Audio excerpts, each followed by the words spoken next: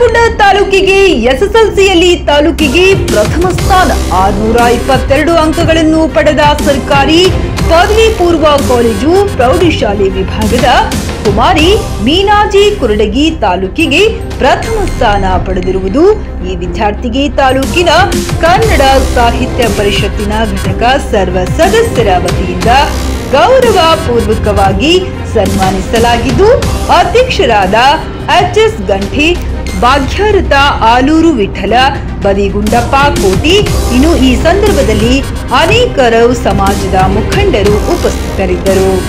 ವರದಿ ಗುಂಡಪ್ಪ ಕೋಟಿ, ವಿಜುವಾಯ್ಸ್ ನ್ಯೂಸ್ ಕನ್ನಡ, ಗುಳೇಗುಡ್ಡ.